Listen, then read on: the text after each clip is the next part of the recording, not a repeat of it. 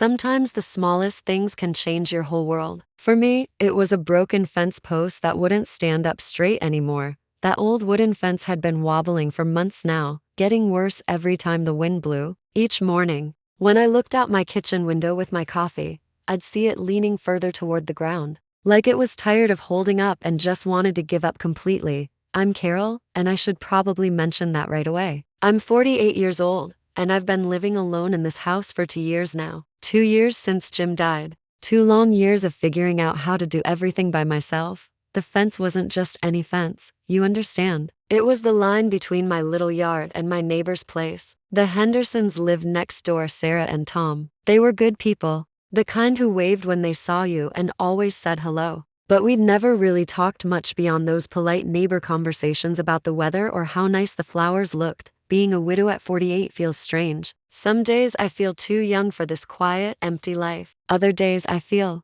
ancient, like I'm 100 years old trying to figure out simple things that Jim always took care of. Things like broken fence posts and leaky faucets and all those little repairs that keep a house from falling apart. The fence had become a symbol of everything I couldn't handle on my own. Every time I looked at it, sagging there like a tired old man, I felt this heavy weight in my chest. Another thing I needed to fix. Another reminder that I was doing this life thing all by myself now. I'd gotten a price quote from a handyman 3 weeks ago. When he told me how much it would cost, I actually laughed out loud. Not because it was funny, but because it was so much money. Money I didn't really have to spare these days. Living on one income instead of two changes everything about how you think about spending.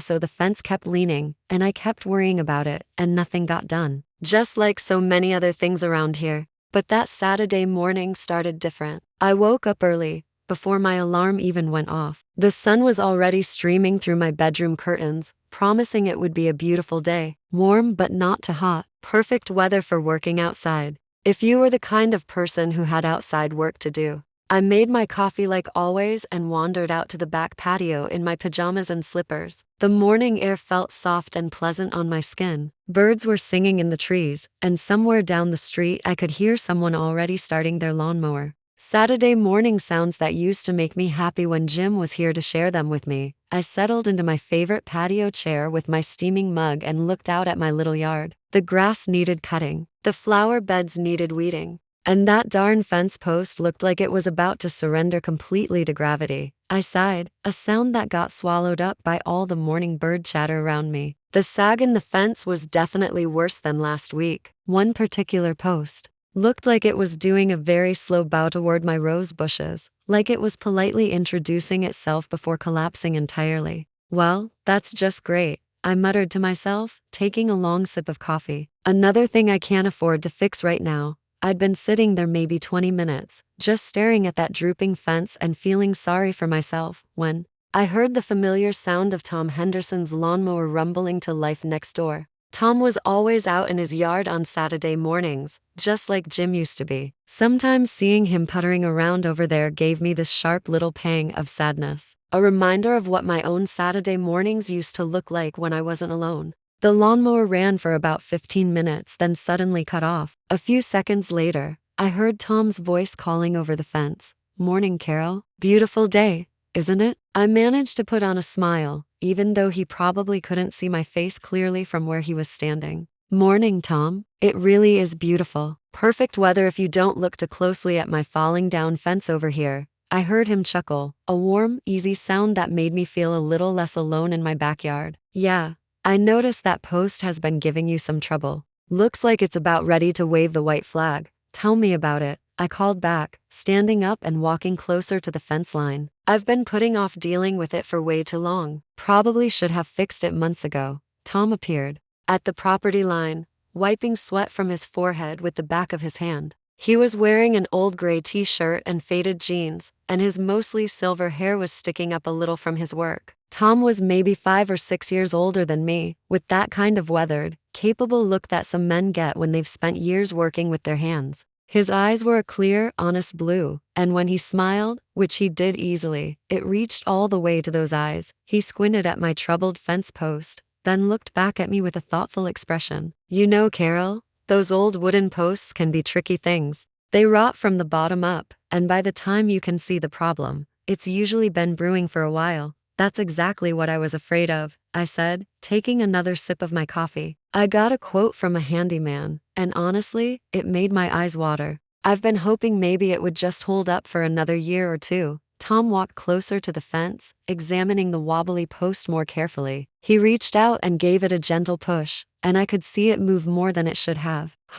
He said, more to himself than to me. Yeah, this one's pretty far gone. But you know what? The other posts around it look like they're still in decent shape. Might just need to replace this one troublemaker and maybe shore up the next one over. There was something reassuring about the way he said it. He didn't make it sound like a disaster or a huge, expensive project. Just a job that needed doing. A problem that could be solved. He turned back to me, and there was a kind look in those blue eyes. Look, Carol, I've got some tools in my garage, a post puller, shovels, that kind of thing. Sarah's going to her sister's place this afternoon, so I was just planning on a quiet day at home. If you're not in any big hurry, I could give you a hand with this. We could at least get that bad post out and see exactly what we're dealing with. I nearly dropped my coffee mug. It was such an unexpected offer, so generous and kind. Oh, Tom, I couldn't possibly ask you to spend your Saturday working on my fence. That's your weekend time, your chance to relax. He waved a dismissive hand, like my objection was silly. Nonsense. What else am I going to do? Sarah will be gone for hours, and I was just going to putter around doing nothing important. Besides, what are neighbors for? And honestly, it'll go a lot faster with two people, even if one of them is mainly there for passing tools and offering moral support. He grinned when he said that, a genuine, warm smile that made laugh lines appear around his eyes. There was something so natural and easy about his offer. Like helping neighbors was just what people did on Saturday afternoons. I felt a little flutter in my chest, relief maybe, mixed with nervousness and gratitude. It had been so long since someone had just offered to help like that, without me having to ask or without expecting anything in return. Jim had always been the one who fixed things around our house. Since he'd been gone, I'd either paid someone to do repairs or struggled through them myself, usually feeling frustrated and incompetent. Well, I said slowly, if you're absolutely sure you don't mind, I would be incredibly grateful for the help. The least I can do is keep you supplied with cold drinks and maybe lunch. Sounds like a fair trade to me,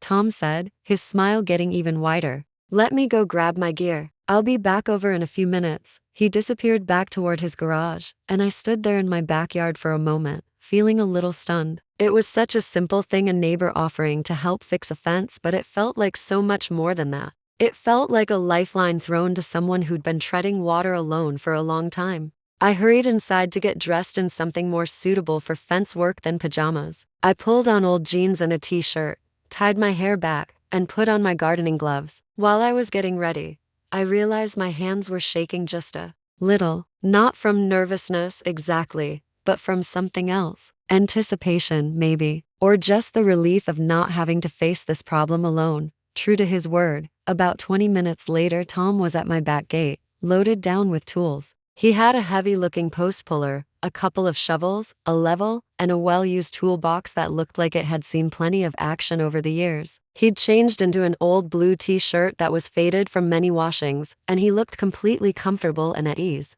All right, he said, setting his tools down in the grass. Let's take a look at our patient here. We stood side by side, both of us studying the offending fence post like doctors examining a sick patient. Up close, it was even worse than I'd thought. The wood was rotted through at the base, soft and dark with decay. When Tom pushed on it gently, it wobbled like a loose tooth. Yep, he said with a decisive nod. She's definitely a goner. Been fighting the good fight for a long time, but this post has reached the end of the road. The good news is that the posts on either side of it look solid enough. We might just need to replace this one and maybe add some extra support to the one next to it. Again, there was something so calming about his matter-of-fact assessment. He didn't make it sound dramatic or overwhelming, just a straightforward problem with a straightforward solution. So what's the first step? I asked, surprised by how eager I sounded. First, we dig around the base to see how deep this post goes, and what we're working with underground. Then we use the post puller to get it out clean.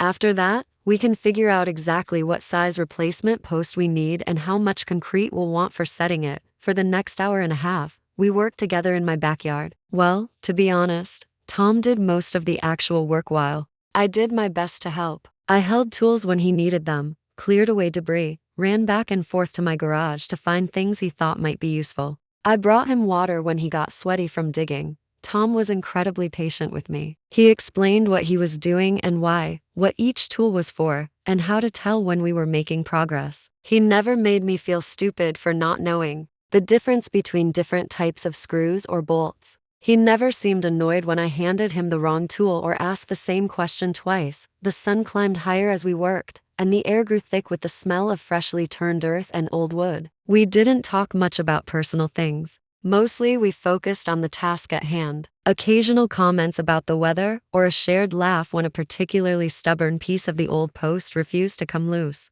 But the silence between our conversations wasn't awkward or uncomfortable. It was the kind of companionable quiet that happens when two people are working toward the same goal. I found myself watching Tom's hands sometimes as he worked. They were capable, weathered hands with calluses that spoke of years of working with tools. He moved with quiet confidence, never seeming unsure about what to do next. There was something deeply reassuring about watching someone who clearly knew what they were doing. Around noon, when the old post was finally out of the ground and lying on the grass like a defeated soldier, Tom straightened up and wiped sweat from his forehead with his sleeve. "Well," he said, breathing a little hard from the work, "I think we've earned ourselves a break. How about that cold drink you promised?" "Coming right up," I said, feeling a warm glow of satisfaction spread through my chest. It had nothing to do with the hot sun beating down on us and everything to do with the simple pleasure of shared work, of a job well done together. As I went inside to fix us something cold to drink, I realized my hands were trembling again, not from the physical work we'd been doing, but from something else entirely, a feeling I hadn't experienced in a very long time. It was a mixture of gratitude and something harder to name, a quiet stirring of emotion, like a garden that had been dormant suddenly showing the first green shoots of spring. What was happening here was just one neighbor helping another with a simple repair job, but somehow, it felt like so much more than that. With a little melancholy as the weekend wound down and another solitary week loomed. But today felt different. Tatum was coming back to finish the fence. I made sure I was up and dressed and had a fresh pot of coffee brewing well before I expected him. I even found myself humming as I moved around the kitchen, a little tune I hadn't thought of in ages. I caught my reflection in the microwave door. There was a slight flush on my cheeks and my eyes seemed brighter. It was silly. I told myself he was just being a good neighbor, but my heart didn't seem to care much for sensible explanations. Around 9, I heard the familiar sound of his pickup truck pulling up out front, not in his driveway. Moment later, he was at the gate, a new wooden post resting on his shoulder and a couple of bags of concrete mix in his hand. He had that same calm, capable air about him. "Morning, Carol," he said, his voice as warm as the sunshine. "Ready for round 2? "Morning, Tom. More than ready," I replied, a genuine smile spreading across my face. "Coffee's fresh if you want a cup before we start." "Sounds good," he said, setting down his load just inside the gate. "Lead the way." We sat on the patio again, just like the day before, sipping coffee. The initial awkwardness I'd half expected, wondering if yesterday's easy camaraderie had been a fluke, simply wasn't there. It felt natural, comfortable. We talked about mundane things, the squirrel that kept raiding Sarah's bird feeder. The forecast for the coming week mentioned Sarah was out for a long bike ride with her group this morning. Then he set his mug down. "All right, let's get this post in the ground before it gets too hot." The work today was different. Less about brute force, more about precision. Tom meticulously measured the depth of the hole, ensuring it was just right. He showed me how to mix the concrete, the right consistency to aim for, not too wet, not too dry. I found myself completely absorbed listening to his explanations, watching his hands as he worked. There was a rhythm to it, a satisfying sense of creation. He had me hold the post steady while he carefully poured the concrete around its base, tamping it down, checking the level repeatedly from all sides. "This is the crucial part," he said, his brow furrowed in concentration. "Get the post set right, and the rest of the fence will follow. Get it wrong, and you'll be fighting it all the way." I thought there was a kind of life lesson in that, and Ismold, like a lot of things, I suppose. He glanced up at me, a quick understanding look. "Exactly, like a lot of things." We worked in comfortable tandem. He'd ask for a tool, and I'd know which one he meant. I'd offer a rag to wipe his brow before he even Realized he needed it. It was an unspoken dance of cooperation, a quiet harmony that settled over my little backyard. The air was filled with the scent of damp earth concrete and the faint sweet perfume of the honeysuckle climbing my trellis nearby. Once the post was set, braced, and perfectly plumb, Tom stepped back, hands on his hips, a look of satisfaction on his face. "There, that's not going anywhere for a good long while. It looks wonderful, Tom," I said, and I meant it. It was just a single fence post, but it felt like a monument to something more. "You're a miracle worker," he chuckled. "Hardly a miracle, just a bit of know-how and some elbow grease." He looked at Meth in his blue eyes. "Kind. You're a good helper, Carol. You've got a knack for anticipating what's needed." His compliment warmed me more than the morning sun. "Thanks, Tom. I enjoyed it." "Honestly, me too," he said, and his gaze lingered for just a moment longer than necessary, a silent acknowledgement of pleasant hours we'd shared. We cleaned up the tools, coiled the hose, and for a while just stood there admiring our handiwork. The rest of the fence still looked a bit tired in comparison to the sturdy new post and the freshly disturbed earth around it, but it was a start, a definite improvement. "It'll need to set for a day or two," Tom said. "Then we can reattach the rails. Maybe Tuesday afternoon. If you're free, I can come over after work." "Tuesday would be perfect," I said. The thought of seeing him again, offshoring another task, sent another little flutter through me as he prepared to leave, loading his tools back into his truck. An idea struck me. It was a little bold perhaps, but the last 2 days had filled me with a quiet confidence I hadn't felt in ages. "Tom," I began a little hesitantly, "as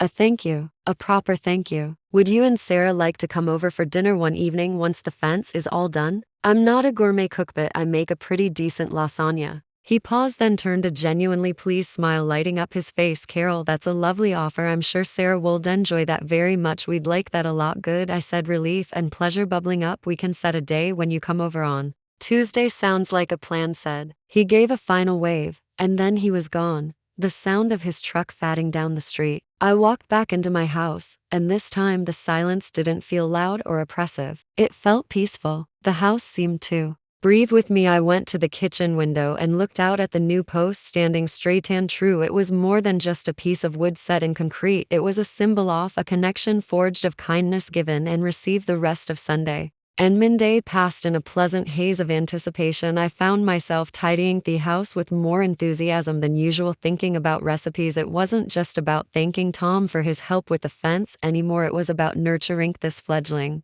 friendship, this unexpected warmth that had crept into my life. On Tuesday afternoon, Tom arrived as promised. There was an easy familiarity bet us. Now reattaching the fence rails to the new post was quicker work. Showed me how to ensure they were level and secure, his instructions clear and patient. Within an hour the job was done. The fence stood straight and strong, a tangible result of our shared efforts. "There you have it, Carol," he said, wiping his hands on a rag. "Good as new, maybe. Even better." "It's perfect, Tom," I said, feeling a genuine sense of accomplishment and gratitude. "I absolutely couldn't have done it without you." I looked from the fence to him, meeting his kind eyes. "Thank you for everything." "My pleasure, Carol, truly." He leaned against the newly mended fence, looking relaxed and content. "So, about that lasagna, when's good for you and Sarah?" "We settled on Friday evening," he said. Sarah was already looking forward to it. That she'd been hearing all about the fence project. I felt a little blush creep up my neck at that, wondering what exactly he told her, but his easy smile reassured me. As he left that day, there was a different quality to our goodbye. It wasn't just neighborly anymore. There was an undercurrent of shared experience, of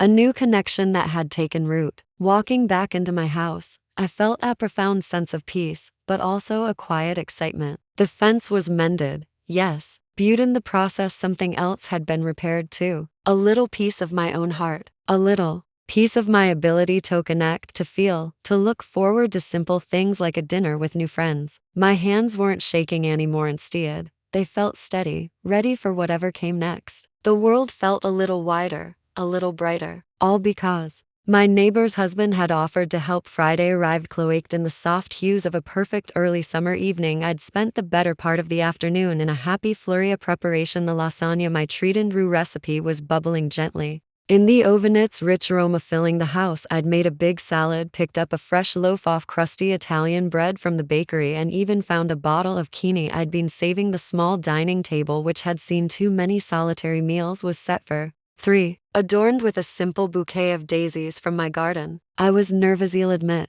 It had been so long since I'd hosted anyone other than family and never neighbors I was only just getting to know on a deeper level. I smoothed down my simple blue dress for the 10th time, catching my reflection. I looked nice, happy, even the worry lines around my eyes seemed a little softer. Right on time, the doorbell chimed. My heart did a little flip. Taking a deep breath, I opened the door to find Tom and Sarah standing there, both smiling warmly. Sarah was lovely, with a kind face framed by soft brown curls and eyes that crinkled at the corners when she smiled, just like Tom's. She held out a bottle of wine. "Carol, thank you so much for having us," she said, her voice friendly and genuine. "And Tom has told me what an amazing foreman you were on the fence project." I laughed, feeling some of my nervousness dissipate. "He's a generous storyteller. Come in, please." The evening flowed with an ease that surprised and delighted. Masara was just as personable and easy to talk to as Tom. She was a retired teacher full of interesting anecdotes and a gentle humor. We talked about everything and nothing: gardening, books, local happenings, their recent trip to visit their daughter. There were no awkward silences, no forced conversation. It felt like spending time with old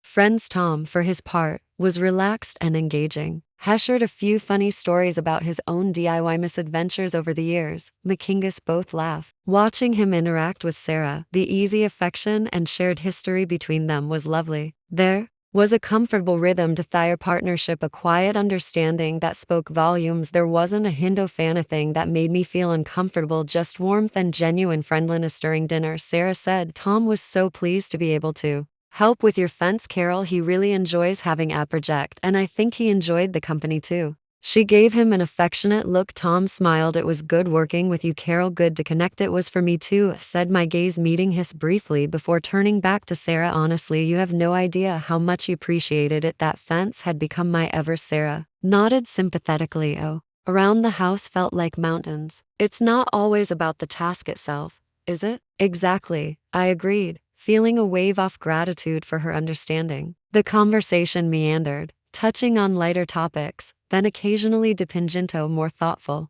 reflections. We talked about changes in the neighborhood, about how life unfolds in unexpected ways. I found myself opening up more than I usually did with new acquaintances, sharing a little about Jim, about my own journey through grief and rediscovery. Listened with such empathy, such quiet respect. There was no pity in their eyes, only understanding. Tom didn't dominate the conversation, but when he spoke, his words often had a quiet wisdom to them, much like the insights he'd shared while we were working on the fence. He spoke of the importance of community, of neighbors looking out for one another. He mentioned how much he and Sarah valued the peace and quiet off Tier Street. As we ate my lasagna, which I was relieved to see, they both seemed to genuinely enjoy. I felt a sense of contentment wash over me. This was what I had been missing, I realized. Not just the companionship of a spouse, but this easy reciprocal connection with other people. The sharing of food, of laughter, of stories. After dinner, we